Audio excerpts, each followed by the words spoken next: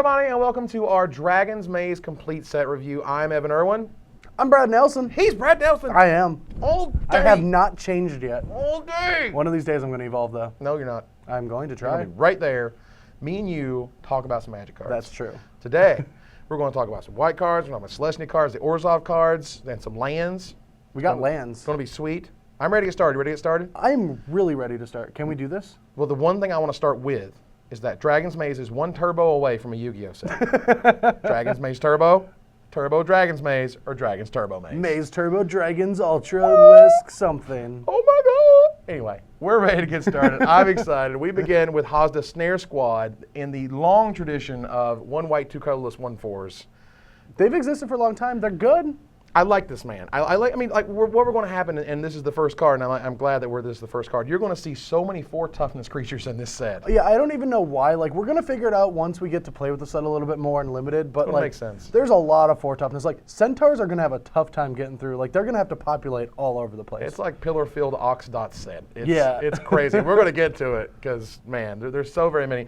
Beginning with, that said, with 4 toughness, Hazda Snare Squad, this is a good man you're going to enjoy in your limited decks. Yeah, I mean, he's really good in both, all of the white X guilds, I think. Like, just having a defensive guy early in the game, and then moving to when you want to start attacking, he helps your battalion. Right. All your, extort defensive decks, it helps, nickel and diamond once you finally want to start attacking. Get that death touch, get that big guy out of the way. Yep, it's really good. If you're aggro, you have options. If you're control, you want this guy. He feels a good little slot. Yeah, there. He helps you set the pace of the game. I like it a lot. Let's move on to Maze Sentinel, the first in the Maze creature cycle. Yeah, they're just races to their own type. They don't want to help their own kind. They want the multicolored to get the special benefits. Only the multicolored. Yeah, none of the other guys. Oh my God. I mean, they have ability, and the multicolor gets ability. As for this one in particular, I mean, that's a heck of a wall. I mean, yeah, that's all he really is. And I don't really know what Vigilance does to a game of Magic. It's fine. The other ones are way sweeter.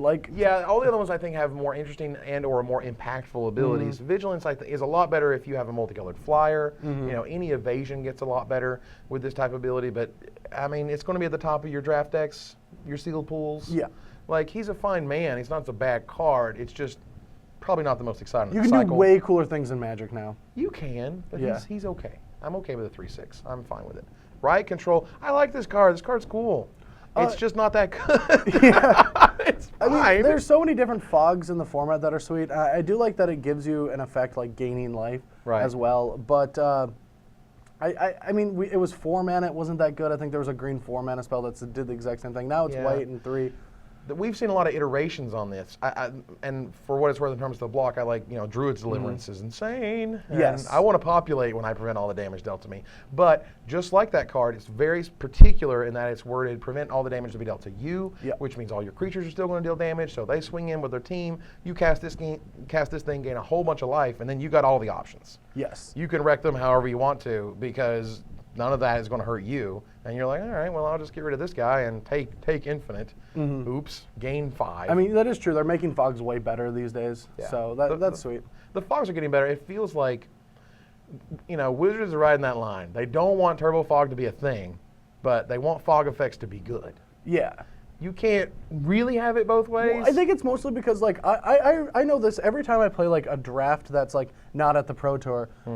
Every once in a while I'll get fogged, and somebody thinks the fog is good, Right. And I think a lot of players starting out do, and they love those kind of effects. Right. So making them good helps a lot of players in Limited when they're just starting new again. Right, and what happens is, for new players in particular, they'll see this card and they'll be like, man, this is great, I get to gain life, they're not hurting me, but your problem is when you top deck this and you got no board presence, you still got no board presence, you just gained maybe a couple life, and then you're going to hope that something else is on there. So this is one of those cards that needs a lot of finesse to work at its maximum potential. Yeah, I mean, it seems like it'll be very good against the red aggressive decks that have to attack into. I can feel you sideboarding this in. Right, I agree with.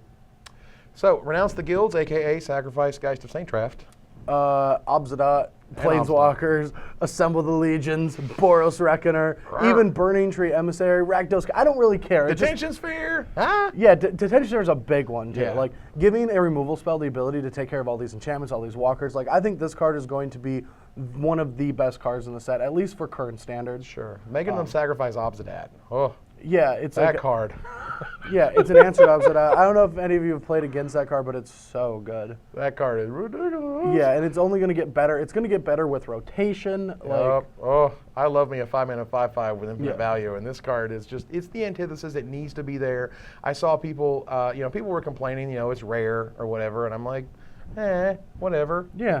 At some point you kind of have to detach yourself and say that, it's rare for a reason. They want to sell magic packs. It's a really useful card in standard, so on and so forth. But it's a great, unique, ability to put on a card. Yeah, and it's going to do a lot of powerful things. You don't want an uncommon and limited, even though I guess it's just a small set and it's only one set when you draft it, or one pack. But I still would not want this to be uncommon. I like the effect. I think it's super powerful.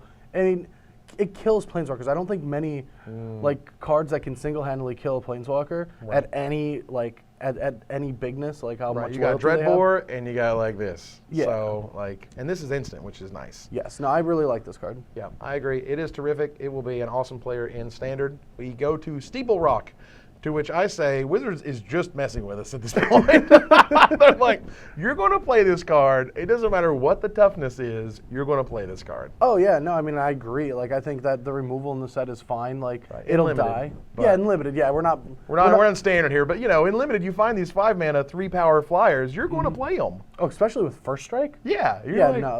This card's really good in limited. I mean, in standard, I could see blinking it with like I'm just kidding.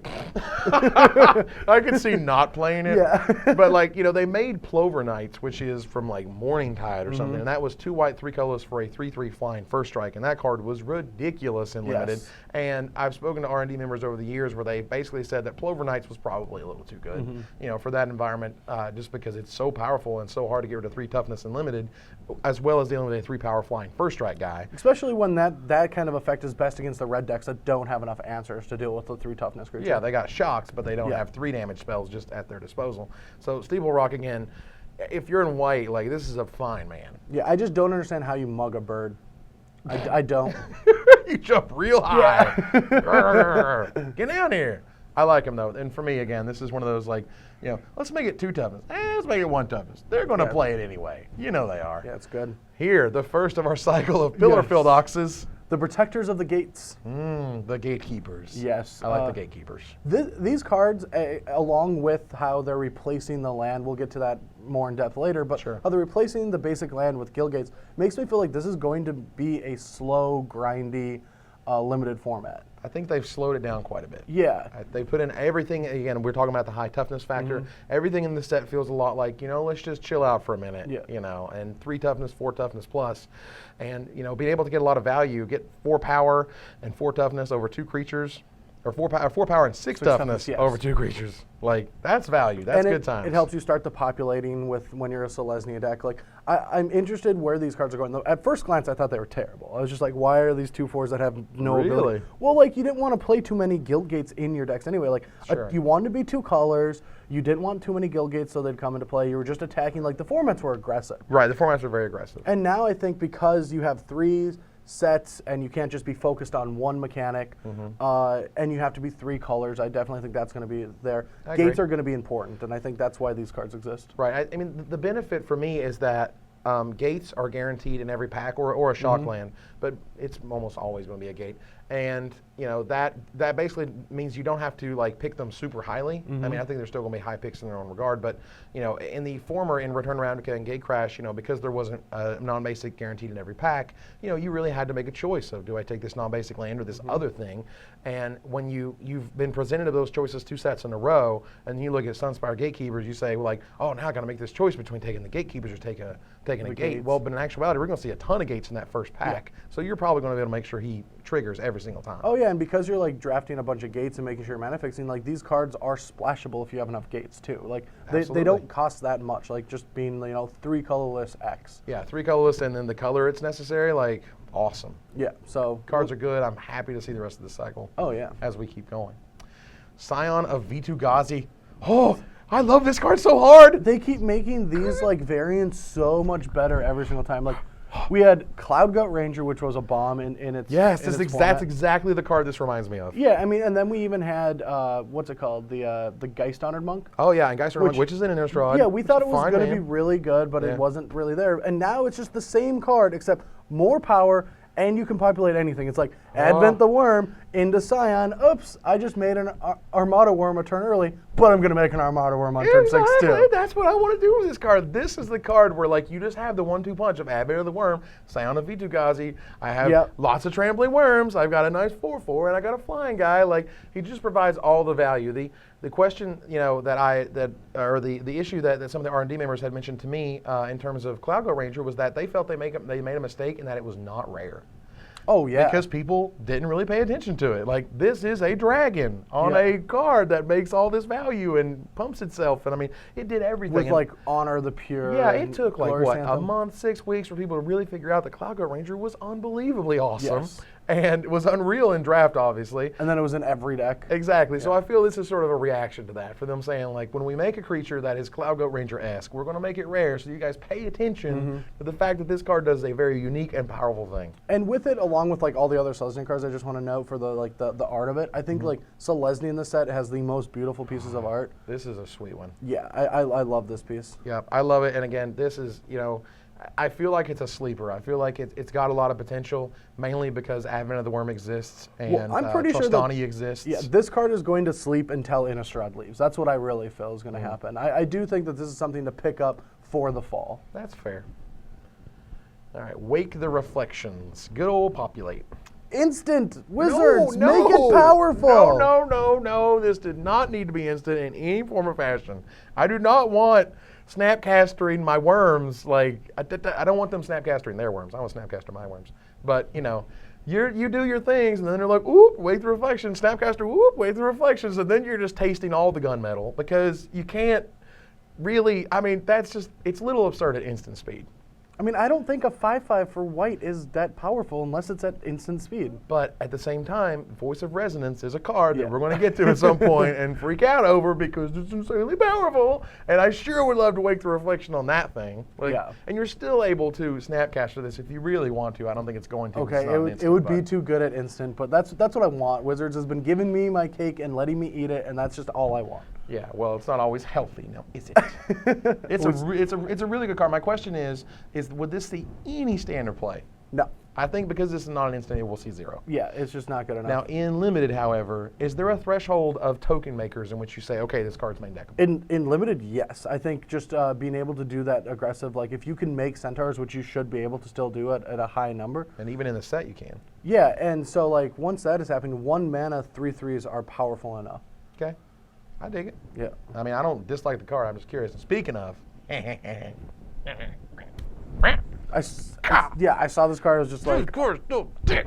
It's insane. It's so good. Like, man, they push this thing. Oh. I mean, the big thing about this is at sorcery speed, I think the card would not be playable against the Wrath effects. But being able to make a 5/5 post Wrath and then populate the next turn, or now you can start threatening populate. Like, if a Selesnya deck exists and your opponent says go with 4 mana, you have to play around Rootborn defenses with your Wraths, and maybe you still have to Wrath them, and then they can just play Advent the Worm if they don't have it. Like, that 1/2 punch of having those 2 cards is going to make things miserable. You're never, ever going to be able to attack into 4 open mana versus green-white. And just period. It's not going to happen. Yeah, if you, like, add red to this deck and, like, you have top decks against control decks, people like ours are like, but you can Azur's Charm. It's like, I want them to Azur's Charm a Worm. I want to top deck cards. I don't want my cards stuck on top of my library. Yeah, I think this card is awesome. This card is a sweet one. I am super excited to play with it. I'm excited to put it in my cube and see how it works. Like, I got high hopes for this one. Oh, I think like Bant Flash might exist because of this card. Like snapping this card. Oh. So good.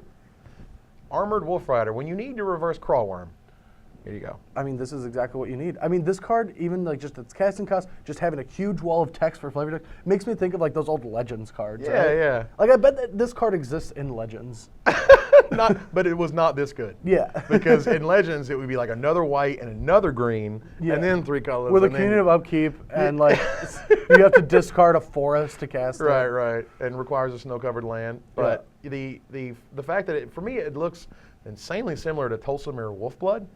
And I was like, I was like, whoa, they reprinted Tolsimir Wolfblood, or or that's Kaja or something. Like, no, that's neither. It's just a common Elf Knight. So I looked up Tolsimir, and like they look a little bit different, but I kind of just wanted Tolsimir Wolfblood because that was one of like my favorite cards from Ravnica. I don't even know. I don't remember that. It was like a 6-mana 3/3 guy that he could tap, and he gave each green and white +1/+1, and he would tap to make a 2/2 green and white wolf. Oh, so it would make a 4/4 card. legendary wolf, and it was Vaja the wolf. Yeah, and I I was just remember like, that. it was so cool and flavorful, and the guy was awesome, and the art was great, and I was just like, oh sweet man, like Tolsimir Wolfblood 2.0.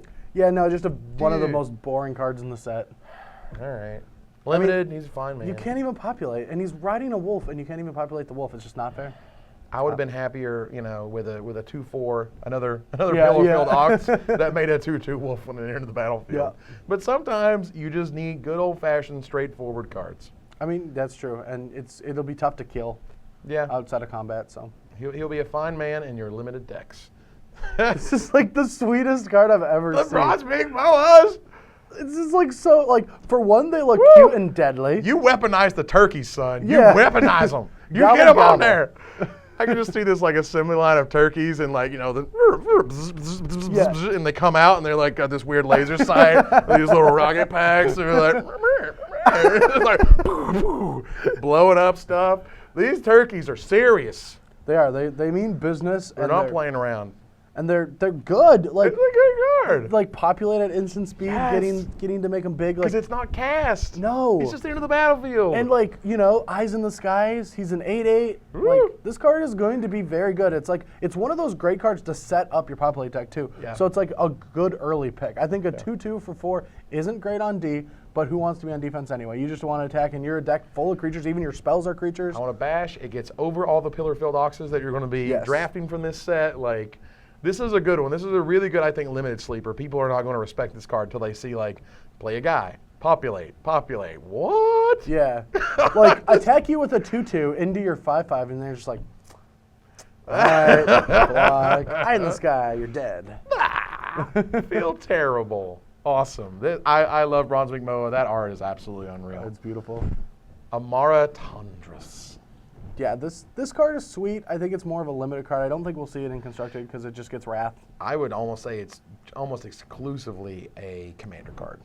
You don't even think it's like a limited bomb? In limited, it'll be fine. Limited. Yeah. He's a good man. Limited. He's good. I mean, huge toughness, unbelievable. Yeah. And of course, there's that awkward, like Voice of Resonance now makes the elemental token seen in the background versus like Amara used to, but they had to move it to the other card, and so whatever. Because the artwork is like amazing. Yes. The artwork is beautiful, and I think people had a lot of high hopes for this card, that either making tokens like it did originally or doing something else. But I mean, it does a thing. I mean, it does a very powerful thing. It's just, it doesn't give them indestructibility, which it would have been like kind of cool. Like all my commander buddies are just like, oh my god, Amara Tundras is gonna be great. My token deck, can't wait to throw it in there. So Now it's just kind of meh. And so, I mean, I'm not a commander guy, so I try to respect and understand why they're excited about it. And the other half of me goes like, it's not going to happen in standard. It'll probably be really good in limited. It'll be amazing in sealed, just because it's a huge 5/7. It does its own thing too. Right, which is fine. But ultimately, I like Trostani Summoner though. Why? Why does it need all of these things? Why not? I just kept reading. I'm like, it makes a 2/2, and then it makes a 3/3. I'm like, oh, that's pretty. Oh, it makes a 4/4/2. Why did you put all this chocolate on my peanut butter? I don't know. I got this scoop of ice cream, and I figured, whatever. There's some sprinkles. Like, I'm okay with that. This is, dude. Like every common, uncommon cube owner was just like high-fiving, running around the room. This card is sick. Part of me wants to say that I almost wanted it for cube, if only because like it's something to ramp into. It's sweet with Revelark. It's unreal with any blink effect. Yeah. Like this card is awesome. Yeah, I feel like this card is going to be good enough in those. Like, it's a 7-drop that does a lot of things. It doesn't just die to, like, they were making fun of it, dies to a playset of Doomblade, doesn't matter. Like, It's just, it just dies to 4 Doomblades, not good enough. We're talking, what, 10 power, 4 creatures, Yeah. 7 man. Like, this is a huge limited bomb. Yeah. This thing is the absolute card you want to be slamming down, particularly in sealed deck. Just unreal. No, I like this. I even like this as a card like a deck wants to wrap into against like the hyper aggressive decks. Right. Just because it doesn't die to their 1 removal spell, it doesn't die to their like threaten effect. Like, I like this card. I don't know if it's going to see constructed play, but it shouldn't be overlooked. Yeah, it's something I feel you want to at least have on your radar, but ultimately as an absolute limited powerhouse. And for those who like those type of cube cards, and a new Gyre Sage can ramp it up. Like one that's top decked too late in the game, it just like turns into a 4/5 because of this card. Oh, this card is so sweet. I like this card a lot. I feel like people may be underrating it. They shouldn't. Yeah, they shouldn't. I think it's really good. I like it a lot because when you're weaponizing the turkeys. And I judge uncommons initially by their art. And this has awesome art, and they put like a really good piece on it. I do. When I don't know how to judge a card, if it's rare, I think it's better than it should be. You're and a if professional Magic player, bro. These are for pre-release, buddy. This is high-tech information I'm giving away. Is it pretty? It's pretty. It's pretty. I think it's good. I'm gonna try it. If I'm sitting at my pre-release and I'm looking at two cards and one has beautiful art and one doesn't, I'm gonna go with the beautiful art. I'm just going to play the new Armadillo Cloak. That's what I'm gonna do. Yeah, now, I don't actually like. Hey, don't laugh. It works. This card? That was the original flavor text for Armadillo. Oh, hey, don't laugh. It works. Yeah, that's awesome. Yeah, which is terrific, right? But like, it doesn't have as good of a name. I would also argue it doesn't have as good of an art. But regardless, the fact that we finally got Armadillo Cloak back, and it has what I consider the right wording. You know, because like I was like, guys, this is exactly what it felt like they wanted to do all along. What R&D wanted was this card right here when they made it in invasion block, and what did it do wrong? Well, before it said when this creature deals damage, gain that much life. So that meant I could play it on their creatures as a pacifism, essentially. Oh yeah. Or I could play 2 of these on my creature and then gain twice as much life. Yeah. Right? But that's a weird thing. Like particularly for new players, they don't understand what is happening. You know, it's like, well, you played it on that guy. Why does that guy not gain you the life versus you're gaining life because you control the enchantment? It's a weird disconnect. It's not like all the spikes. Like obviously we know how to abuse the right wording because we care about those little tiny things like saying gain that much life versus lifelink. But when it comes down to like what was the intention of the design, this feels like the intention of the design. All right, I'm sorry to bore you now. That was really good. I liked everything you said, but all this is going to do is just go on Invisible Stock and we're all going to hate our lives. Or Geist of Sync Draft. Yeah, oh, that's better. Oh, okay, it's all good now. All right, whatever. Yeah, that's fine. Blue-white thing. They don't have Renounce the Guild, so like, give them a scoop face.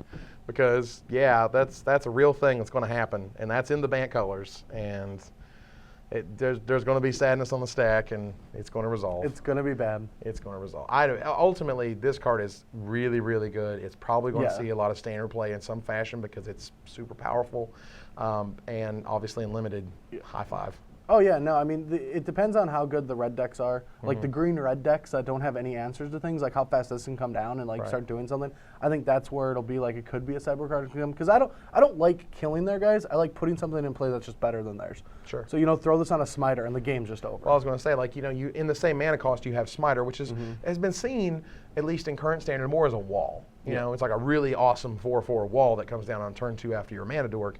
And if you throw this on it, like, yep, that's a 6/6 trampling lifelink. I scoop now. It's bigger than Thragtusk. And having a trampler that's bigger than Thragtusk has already proven to be like good enough. Very powerful. Yep. Or you can always turn 2, Invisible Stalker, turn 3 this thing. You shut up. Don't give them ideas. It's good. I like it. Oh. It's Wizards. Everything about this card. Okay, I love Grizzly Bears. I love Grizzly Bears. I love me a hate bear. I love it. Absolutely. I love just the green-white. Like I was always like Safi and Gaddock were always like my jam. I don't even know why I like them. I just love them. It's just a beautiful mana cost. I just love green-white 2/2. But the art's insane and the card is phenomenal. Like, oh my god, it's worded a little weird, but it's freaking ridiculous. Yeah, let's just say, like, for anyone that doesn't really know what this card does, it says if your opponent does anything on your turn, you get an elemental. Yep. If it dies, you get an elemental. It's just unbelievably powerful. It makes Pillar of Flame now the go-to burn spell. Searing Spear, you were awesome. Yeah. Not today. I mean, that's just like the whole metagame shift. Like when Pillar of Flame's good, then 3/3s will be good, or Drops Messenger. Like this guy and Drops Messenger like are in the same camp, and I don't think having Pillar of Flame is good enough to like beat this card out of the format. I feel like if you really want a sweet lesson in terms of like what R&D did with this set and why they did a lot of the things they did with the set, Sam Stoddard wrote a terrific article basically explaining why this card exists, explaining why this card does what it does, and particularly its role in the metagame. Like there's, essentially Wizards has come around to the thinking and the understanding that and everyone else has, that there's always going to be a best deck. There's always going to be something that's better than everything. But in a perfect world, I feel like what you want is, tiers of the best. Yeah. The best aggro, the best control, the best mid-range. And when you start thinking about it in those terms, you go, well, what's the best weapon when you're playing this versus that? So it's about giving them the right tools and the right weapons and saying that, like, when you play a mid-range deck, this guy is absolutely terrific in mid-range decks because it needed to fight, the Supreme Verdict decks or whatever. And so it's a really sweet way of sort of learning how R&D thinks these days and why this card is the way it is, why it's worded the way it is, even if it's a little awkward to explain that when it dies or when they cast a spell during your turn. But the power level is absolutely there. It's phenomenal. Yeah, I mean, against the aggressive decks, it just like blocks the Burning Tremissary. And I actually like cards that interact with Burning Tremissary because I don't want everything else to do other things. Like, sure. I like being able to trade profitably against that card early in the game. So it does that. It's very good against like Think Twice, or like I already built a deck that like tries to put these into play and then dumps their hand, so then your opponent's forced to Wrath or not try to interact with you because they can't really counter anything, and then you slam Sire. So you either slam Sire with this in play, they counter it, you get a token, hopefully they don't have a Wrath. Sire being Sire of Insanity. Yeah, Sire of Insanity. Which we'll talk about here shortly, which is absolutely unreal. And yeah, I mean, I would not be surprised at all to see this in Legacy. Really? Yep, just wouldn't. I mean, like the Maverick deck, which is the sort of the green-white aggro deck of the format. You play this versus like the Brainstorm decks or whatever, any sort of Stoneblade, whatever. I mean, they don't like this card. Oh, that's true. Yeah, like all the elemental, like the tokens, then starts beating them down too. Right. They have a tough time taking care of this creature and the creature it leaves behind with while trying to gain advantage and things of that nature. So like, again, the cost is incredibly pushed, the power level is incredibly high, and that for me always says like it's got Legacy potential. Sweet. Yeah. No, I think this card's like one of the best cards in the set. Goes right in the cube. Will be sweet in every format. Yeah, pick them up before they're like 40. I think this card's going to be like it's going to be closer to Jace the Mind Sculptor and Stoneforge than anything else, in my opinion. I think this card's going to be one of the best cards. I truly believe that. I truly believe that this is, if not in the top, probably top 5, not close, of the set. It's by far the best card in the set. This will go on for years because it costs 2 mana. That's the breaker. Yeah, 1 and 2 mana, awesome creatures will live on for years. They won't die with the set rotating onto standard. That's the big thing you have to think. So like this card is worth picking up. It's going to be like that Bob that was, they're like $1 million now because it was 8 years ago. Like that's what this card will be in 8 years. Over time and time again, what tournament players care about the most is cost. Yeah. This costs as little as they possibly could have made it. Yeah. And it is powerful as I could possibly imagine it. Yeah, this is the best card in the set. Unreal. Pontiff of Blight. Whoa, AKA, we just left a green-white. What's going on? Now we're doing Selesnya and Orzhov. So this is the only Orzhov black card, AKA Sir Mix-a-Lot, because he likes big butts. Yes. He cannot lie. And he likes extort too. Mm-hmm. Everybody gets extorted. He like just teaches everyone how to just do his job. That's what he does. Everybody in the club's getting extorted. That's what's happening. I'm going to make my weird rap jokes here. That's what I do. Like them. I like my weird rap jokes. But at 2/7 for 6 mana, it's going to be really fun for Commander. It's going to be awesome for Limited, I think, as well. Limited, but the problem with this, and the problem with any expensive extort card, is that it's an expensive extort card. By the time you play this, how many more creatures do you actually have to take advantage of the extort trigger? In an extort deck, you got a lot. Those games get grueling, and this card seems like an extort trump. Sure.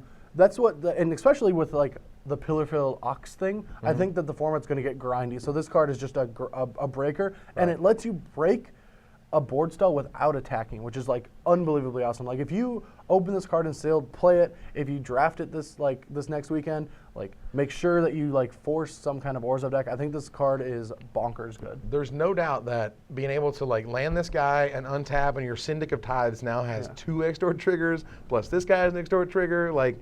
I didn't even think of everything getting double extort. I already think if you untap with this card, all of your mana can be extort. I don't really care what the board state looks like. The like Kingpin's everything. pet and all that stuff is double extort. Like double extort is scary. Well, this is That's what's nice. Like quintuple extort at all times. Like this card is bonkers, and you can't get around it. It's a 2/7. So we'll say standard no.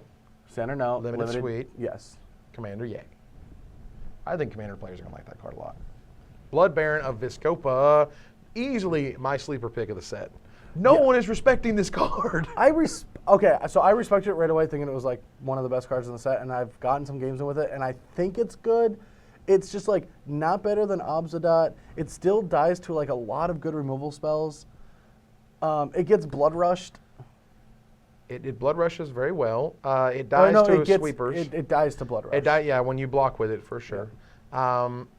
It's got protection from white and black, which for me is big. Yeah. That's going to be a big thing. Can't be tragic slipped. Can't be blocked by Resto Angel or any of that stuff. And the fact that it has it has lifelink, and B, it has the sweet 30 life thing, which is not hard in standard. It's Lots of SCG live games have went into the 40s and 50s. Just this past weekend, I was watching, and I saw people with 50 plus life. Most of the time, when someone has 50 plus life, that means their opponent also has 50 plus life. That's like the breaker. And I feel like once you are over 30 and your opponent's at 10, I don't feel like they're crawling back out of that hole. It's a snowball format. I like this card though, and I feel like the protection from white and from black protect him, but also protect him from being Resto Angeled and things like that. True. But no, I think this is like, pick it up because it's going to be good. It's one of those cards. It's like Lotus Cobra. We have no idea what it's going to do. Right. But once it does it, it's going to be like, oh yeah, that's how the format That's works. what it does. And that's what everything works with it. It's just, for me, there's so much potential, and like there's a lot of people sort of compare it to Divinity of Pride, which I think this is basically better in every single possible way. Oh, yeah. Easier to cast and better abilities and all that stuff. It's just that pro white and pro black is incredibly rare, and I was there on the floor of the Nationals in Chicago when Melissa DeToro basically broke it. She walked up and was just like, yeah, so I've been playing with the Steel Moon Cavalier, and it's like the best creature I've ever played with in this format. And we're like, what? And it just destroyed that format. Yeah, then it started just doing everything. It just did everything. Now, the Scred Red deck would beat it, but everything else was just like, I can't stop Steel Moon Cavalier ever, what am I going to do to it? And this, again, it feels the same way because there's been literally 3 creatures in all of Magic that have pro white and pro black. Steel Moon, Animar, Soul of the Elements or whatever, just a commander card, and this thing. So that to me sets off alarm bells. It's a mythic, it's good, it's pushed, I love it. It is good. I just feel like, are you going to play this or Obzedat? Like this dies to like as many things as an Obzedat dies to. Right. So that's the problem in my mind. That's your problem. And that's the question that's going to be answered as tournament play happens, but man, in every other format, for sure, this card is it's very good. He's a baller. Debt to the Deathless. Oh, it's so scary. Death Grasp 2.0? Yeah, but it's even just better. Like, I mean, I just like that the X spells, get better with the more mana you have. They're all bad when you're like stuck on 5 or 6 mana, but when you have like 10 to 12 mana, the better they get, the more potential they have at doing something. And like being able to just like produce 12 mana and deal 20 to your opponent seems like, produce 14 mana and deal 20 to your opponent seems obnoxious to me. Like I think it's a possible thing. Magic. I wouldn't put it out of the realm of possibility. I do not like. The problem is there's a Dimir card that I feel is a little bit better in those like board style situations. But this card seems sweet. I think it's a great like EDH card. It's awesome in Two-Headed Giant. Yeah, this card is bonkers in Two-Headed Giant. Yeah, this card is unreal in that format. I know. For me, it seems like it was made for the Commander players of the world, and we sold out of foils in like 4 seconds, and people just love these types of effects because the bigger and badder your play group is or your multiplayer game is, the more awesome. It also has becomes. Like the coolest art and the best flavor text too. Like the Orzhov, the more like we get to see how Ravnica looks for flavor wise, the more I'm deathly afraid of Orzhov, and I just want to party with Rakdos. Like they seem like they know how to do things.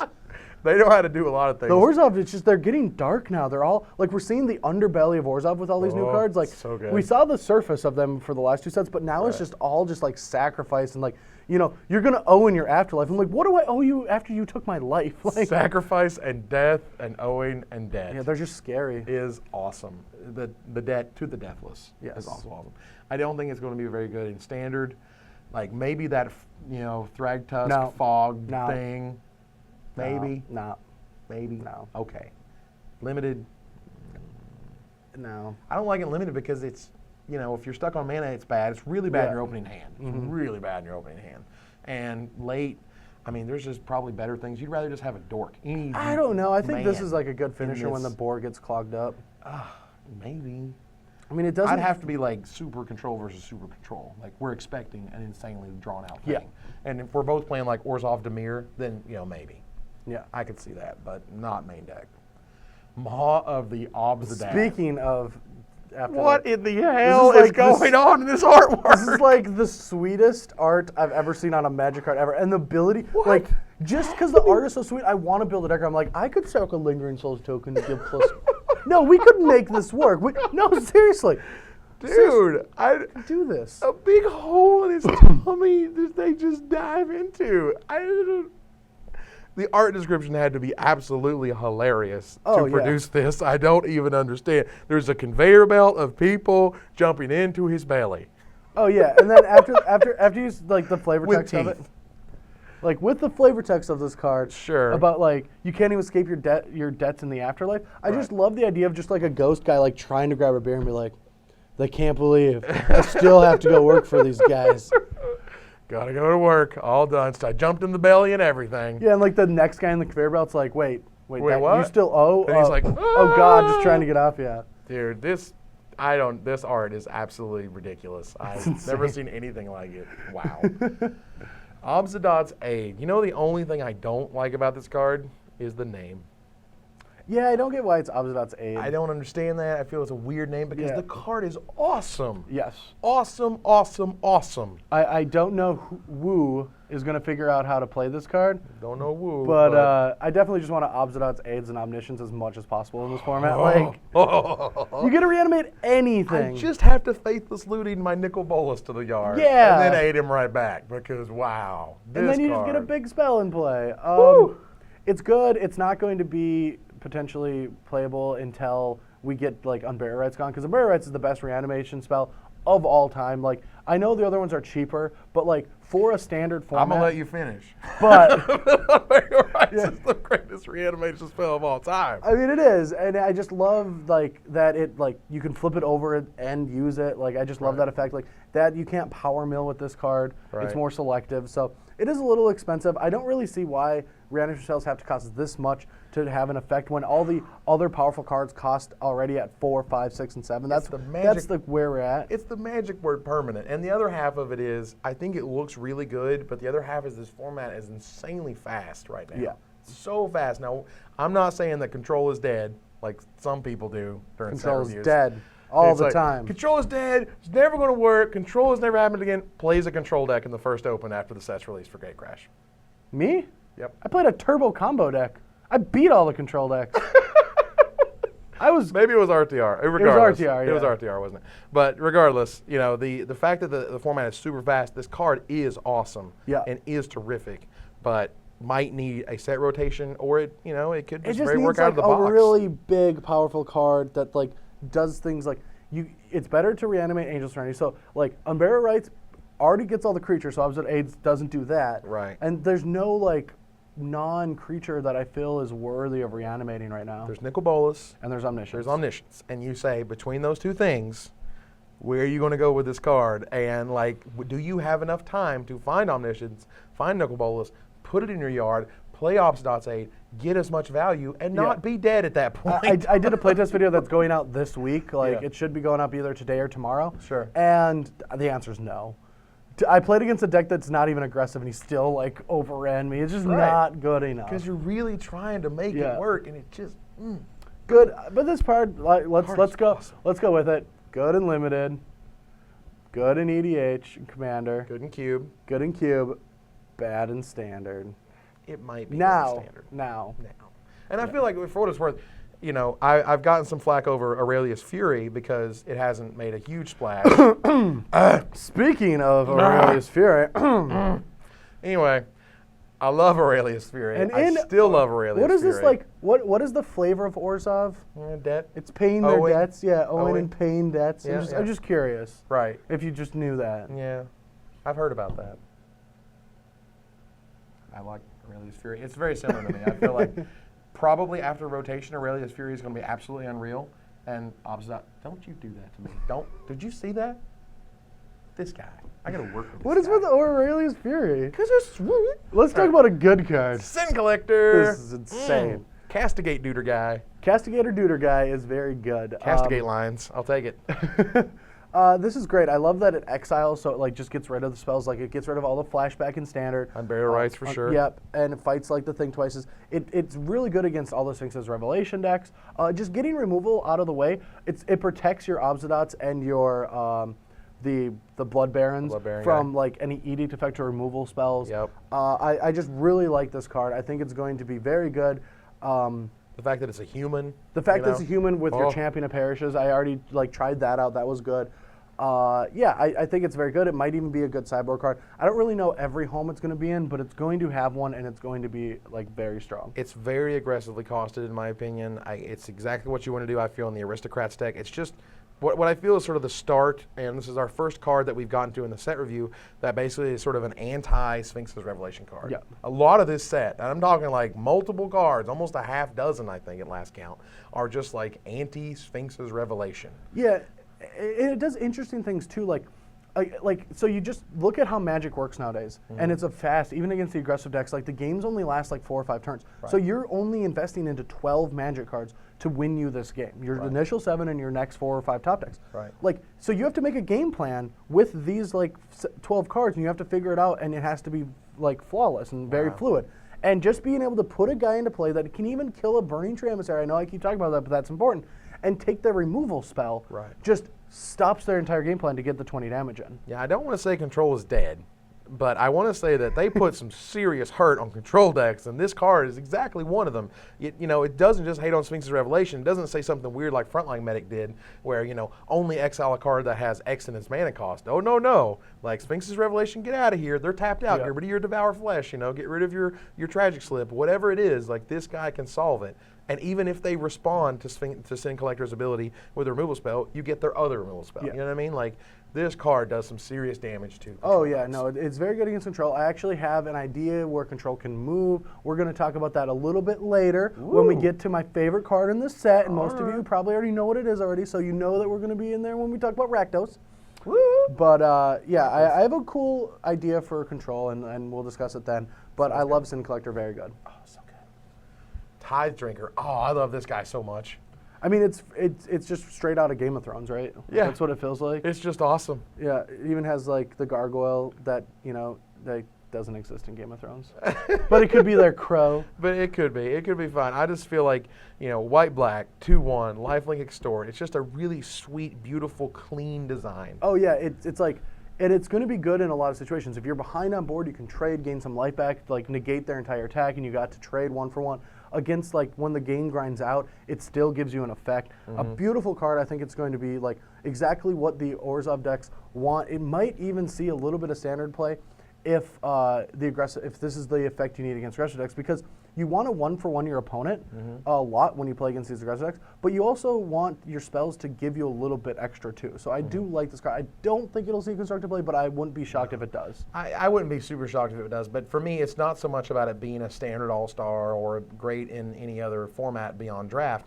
It's basically, I just love the design. I'm a big fan of beautiful, clean design, and I would have liked to have seen this in Gatecrash just because I feel like it really highlights, Orzhov and Extort in a beautiful way, but I'm glad it's here. I think it's great. The art's awesome. It's just a really sweet package. It's going to be very good unlimited.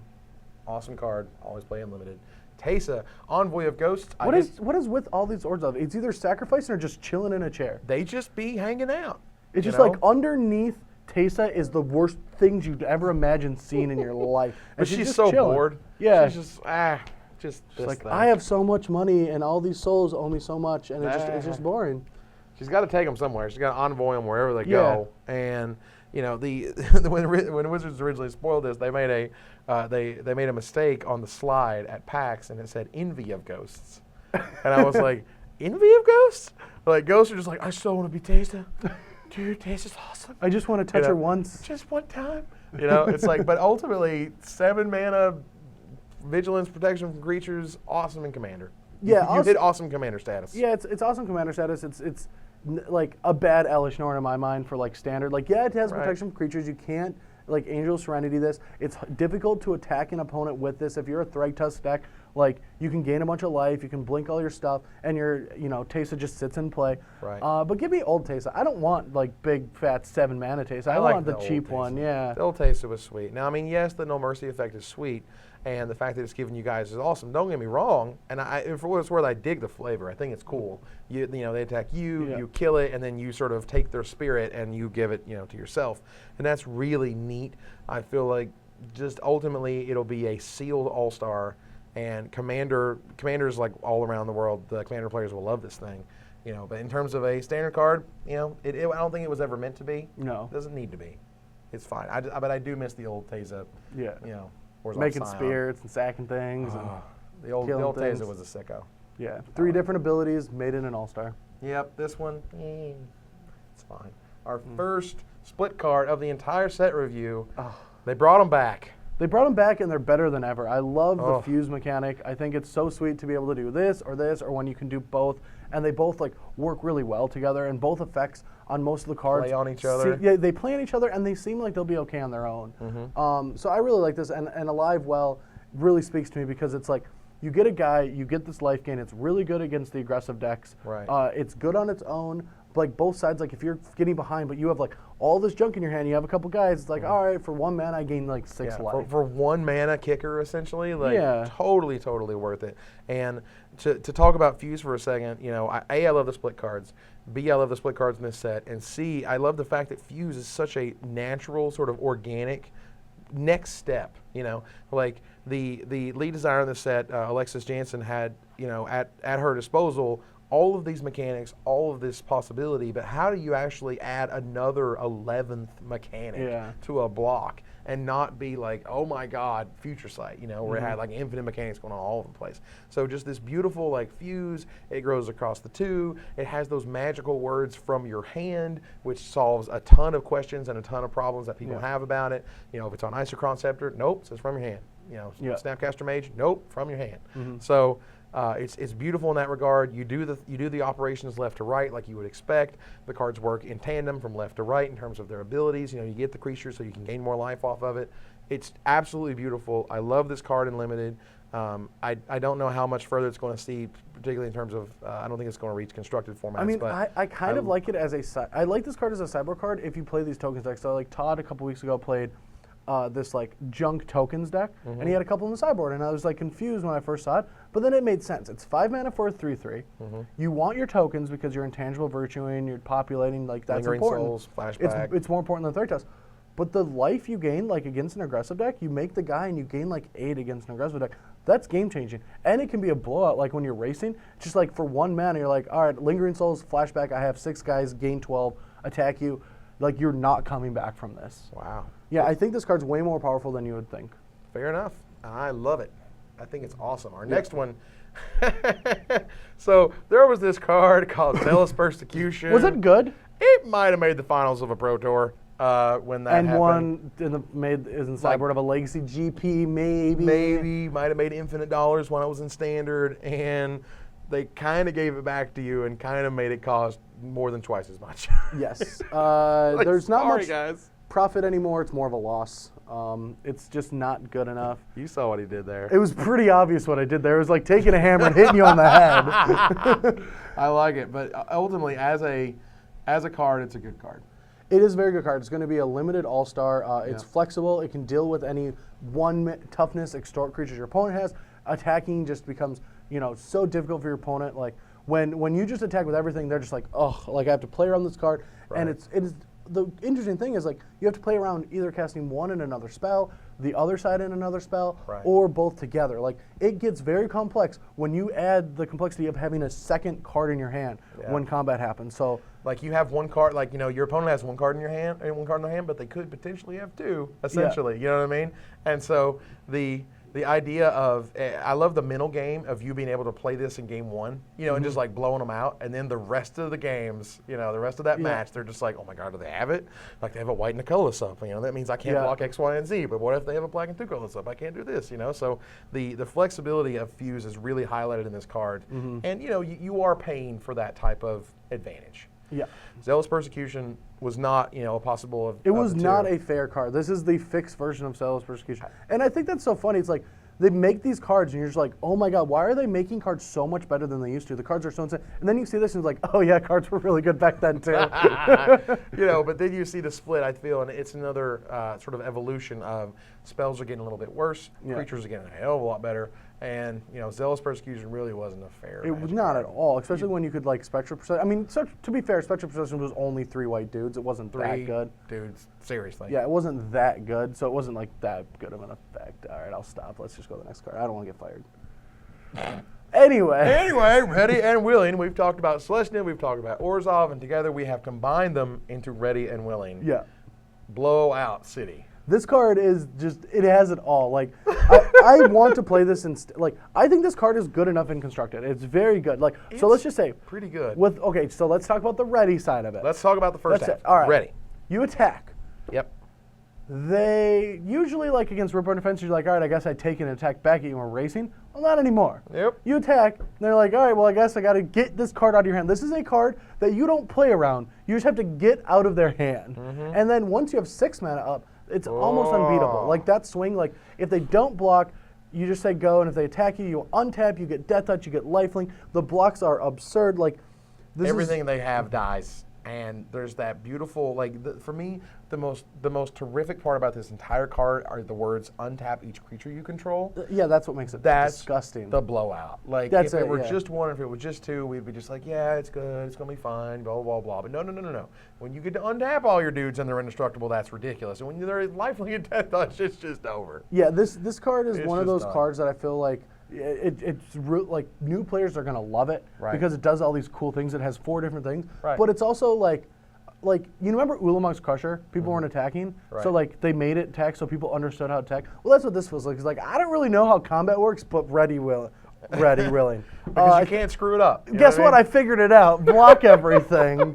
All right, I'll go to 32. You have But why are you scooping your cards? Wait, no. Sign the slip before you leave. You have 9 life left, dude. Yeah, Awesome. that's what this card feels like. Yeah, or you'll have that moment where you'll play it, and it's a new card, it's a split card, blah blah. They read it, they look, they read, they look, they scoop. That's the best ever. All right, so we're going to move into our lands now with our only true non-basic land, which is Maze's End.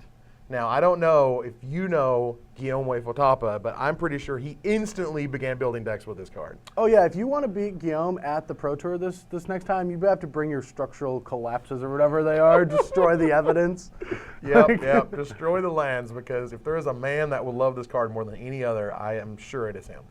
Yeah, it's a sweet card. I think it's cute. It feels like maybe a onesie, a twosie, maybe. It gives you a little bit of incremental advantage if you're running a deck that is, like there's going to be a control shell. What happens with every format, aggro takes over, takes a long time to figure out how control works and what it needs to attack, and then control finds its angles, and then all of a sudden Sphinx's Revelation is everywhere. Whereas Sphinx's Revelation started out as a very low dollar card because no one really knew what to do with it. What deck does it go in? They figured it out. I feel so foolish now. It's $1 million. Every single one of them. Right, because they were like $6 or something when they first came out. Well, I remember like when we go back to that Control is Dead, we played Control at the first Open at Return to Ravnica. I just remember that conversation driving up with Todd and Jerry, just like, what do you think of the Sphinx's Rev? It's like, it's not even close to Jace. Jace is just way better. It's not even comparable. Like, come on. Like, this costs like, what, 8 mana, draw 5? That's not good. Jace is just like good, blah, blah. Anyway. So to bring it back around, Maze's End essentially is saying that this is a card that needs a control deck shell to work. Yeah. It needs a multicolor type control deck shell. You're only going to run, one of all these random guild gates that you need. But in the late game, when you're playing against, a Prime Speaker band or an Esper that wants to mill you out with the Valley of Drown Yards, this is a legitimate way to win, in the control. Oh, it is, yeah. Okay, I don't know about legitimate, but it's a way. How legitimate it is actually determined on the format. We could see what happens in block. We could see what happens after rotation. But this feels like the F&M, like, I'm going to see how many times I can win with mazes, and that's what this card feels like. And that's sweet. I like the whole, like, I'm going to build an Omniscient deck that tries to kill with, like, Selesnya cards. I'm totally fine with build around me cards. This is obviously one of the best, clearest examples of a build around me card. And, you know, if that's all it does, I'm okay with that. Oh, yeah, no, I think this is a sweet and fun card. I dig it. All right, so next up, we're looking at some of our guild gates. My favorite about this is that, you know, it's the sort of the same pictures, but they blow them all they out, pull them back, and it's the sweet panorama. So you thought it was one thing, and then they made way more cool art about it. And the cool thing is, like, they did that with all of the guild gates, but I think they also did it with the flavor of all of the cards. Like, I don't read the books, I don't really dive into flavor that much, but you can tell with the set, if you just look at the art and you look at the flavor, that you're seeing more of each world. Right. Like, it's letting you into, like, Rakdos, like I said about Azor or Orzhov earlier, like, it's showing you the underbelly of them more than just the surface of the cards. Right, and that's great because, you know, when we return to Mirrodin, for example, like, Mirrodin was just completely in shambles, and everything is dying, and everything is screwed up, and, you know, there's a big war, and there's factions, and everybody's getting rallied, and blah, blah, blah. Whereas when we return to Ravnica block, it's all about the culture, and really defining the culture completely between every single guild. So between all these cards and all these new Guildgate pictures and all this sweet flavor text, you get to really understand, you know, what each section of Ravnica was doing, why they're doing it that way, and you know, like getting a better picture of the entire world, and just let you appreciate it. Yeah. For me, going back to Mirrodin, you know, like, stuff's messed up. I get it, you know, like, the whole world got wrecked by Phyrexia. Like, okay, you know, like, there's only so much of Phyrexian culture that you can really get into, but this has 10 different guilds that do incredibly different things. Yeah, the only cool thing that happened as the form that block like evolved was like, oh man, they're in red now. They're getting all of the colors. Oh man, it's so cray, you know. But, you know, between the guild gates, you know, I think they're absolutely gorgeous. They're really good. You know, all the artists did an incredible job. I think it's a really nice way. I think this is my favorite Noah Bradley's was that Guildgate. Yeah. It's just brilliant. You know, it's nice that you could, you know, show more of any one culture. You know, as you've gone through them. You know, Svetlin Velinov, he actually does some work for us doing playmats for the Invitational Qualifier series. That's awesome. And he did an incredible job on this piece. And so, you know, I think the fact that the guild gates are in. Yeah, the fact that the guild gates are in every pack, you know, is incredibly important for this multicolor block format, this multicolor draft format. It's going to be fantastic. I'm just going to take a guess on why that happened, because it's the first time they've ever done that, and I don't feel like that was something like when they started Return to Ravnica, they're like, they had you know, any idea. We're going to put all of the guild gates in that last. It's going to be cool. We're just going to get rid of that basic land for one set. No, it's more like that, like Zach Hill playing Living and being like, all right, we have to play 3 colors. I have no mana. Like, this is horrible. Like it's all it is coming down to, like, who gets land screwed first. Yep. And they're like, how do we fix this? Well, give them a land, right? Well, what kind Let's of put land? all the lands back in the third set, and we'll just add another card. Yay, doing the things. All right, so, ladies and gentlemen, that was our White Selesnya Orzhov review. Yeah. We appreciate you guys hanging out with us, talking about some Magic cards. We will be back tomorrow with all the blue cards, the Azorius cards, and the Simic cards. I'm excited. For Evan Irwin, I'm Brad Nelson. We're tapping the cards. So you don't have to. I'm going to do that from now on. That is my catchphrase. I don't even have to say it. Brad TM'd. That works, right? That's not cool.